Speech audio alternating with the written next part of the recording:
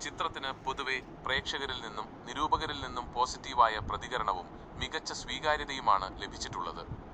Kannada cinema വ്യവസായത്തിലെ മറ്റൊരു നാഴികക്കല്ലായി ഇതിനെ വിലയിരുത്തുന്നു. ഇത് ആദ്യ ഭാഗമായ കാന്താരയുടെ 2022 വിജയപ്രതീക്ഷകളെ കൂടുതൽ ഉയർത്തിയിട്ടുണ്ട്.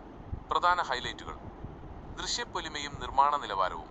Grand visuals and scale. Prequel. ആദ്യ ഭാഗത്തേക്കാൾ വലിയ ക്യാൻവാസിൽ മികച്ച ദൃശ്യാനുഭവത്തോടെയാണ് നിർമ്മിച്ചിരിക്കുന്നത്. ഓരോ ഫ്രെയിമും ഒരു കലാപരമായ ചിത്രത്തിന് തുല്യമായി തോന്നുന്നു. ഋഷഭ് ഷെട്ടിയുടെ പ്രകടനം. ഋഷഭ് ഷെട്ടീസ് പെർഫോമൻസ്. സംവിധായകനും നായകനുമായ ഋഷഭ് ഷെട്ടിയുടെ അഭിനയം ഏറെ പ്രശംസ നേടി.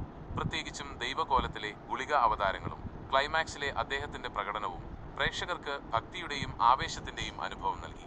ഡ്യൂപ്പില്ലാതെ റിസ്ക്കുള്ള ആക്ഷൻ രംഗങ്ങൾ അദ്ദേഹം ചെയ്തതായും പറയപ്പെടുന്നു. കഥയും ആഖ്യാനവും. Story and narration. കഥ നടക്കുന്നത് കദംബരുടെ കാലഘട്ടത്തിലാണ്. ഭൂതകോലത്തിന്റെ ഉത്ഭവത്തെക്കുറിച്ചും ശിവയുടെ പൂർവികരുടെ കഥയുമാണ് ചിത്രം പറയുന്നത്.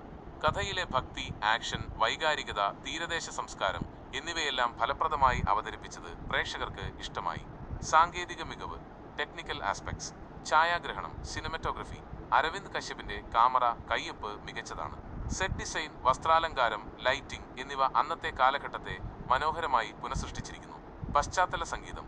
BGM is to B.